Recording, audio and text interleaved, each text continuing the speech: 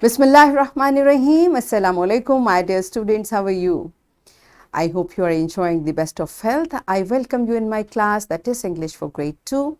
We are learning Unit 11. Its title is The Kind Fisherman. My dear fellow teachers, this lesson plan, PowerPoint presentation and worksheet links are given. You may click it, download it, follow it as it is or modify it for your convenience. I am going to deliver my lecture according to this lesson plan. And my dear students, today we are going to start reading and understanding this story. Before this, in Unit 4, I have taught you how to use pre-reading strategies to predict a story by looking at the pictures. I hope you remember. If not, you may watch this video lecture again because this practice is going to help us and we are going to learn again how to predict story by looking at picture in the text. This is our SLO for today. Let's start with the name of Allah subhanahu wa ta'ala. Allah mentions in Quran, Surah Al-Ma'idah, verse 2. Help each other in righteousness and piety, and do not help each other in sin and aggression. Fear Allah.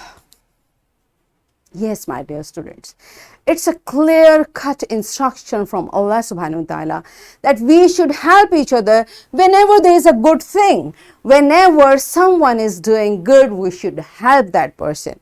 And if there is a bad thing, we should not be part of that. Simple. If someone is helping another person, we should also try to help that person.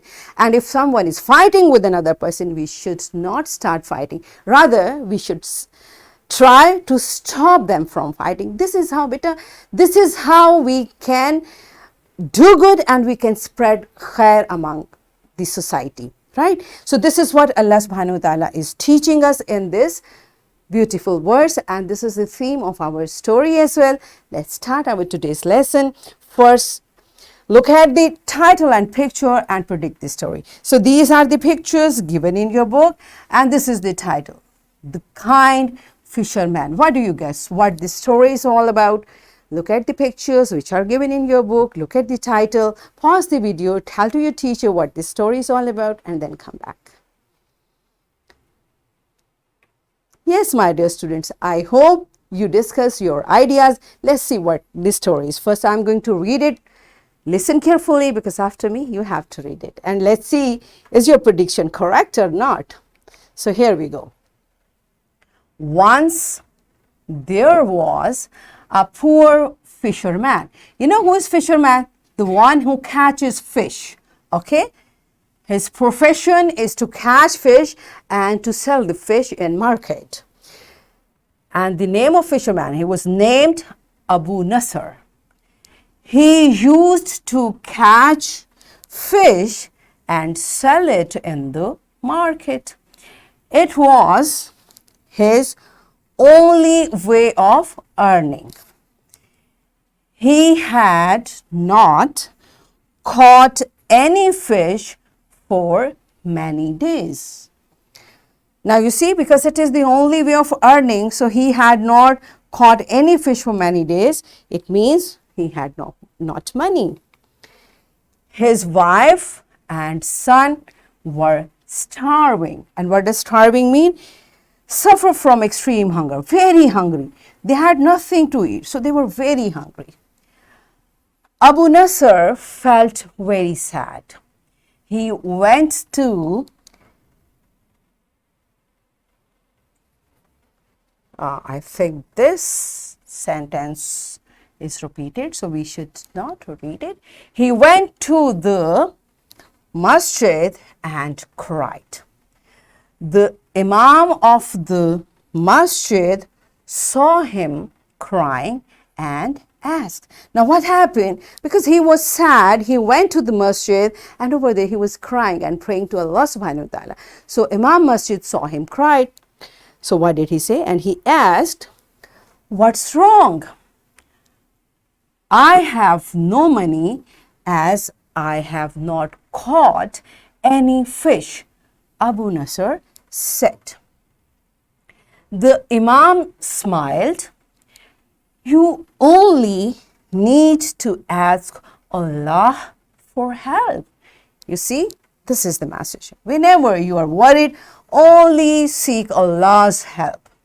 He said, when you throw out your fishing net into the water, you should say, Bismillah. The fisherman returned to the river, and before he threw his fishing net into the water, he said, Bismillah, with the name of Allah. Bismillah means I start with the name of Allah subhanahu wa ta'ala. Allah rewarded him with his first big fish in a very long time. Now you see beta, Imam Masjid suggested him, when you start your work, say Bismillah. Abu Nasr did the same, and he not only caught a fish, he caught a very big fish, for a long time. Okay. Abu Nasr took the fish to the market and sold it for a loaf of bread. And what is loaf of bread, by the way? A quantity of bread that is shaped and baked in one piece. So simply we can say the bread we use, if we don't cut it into slices, it becomes a loaf of bread. Okay. So he sold the fish for loaf of bread. He thanked Allah for this great blessing.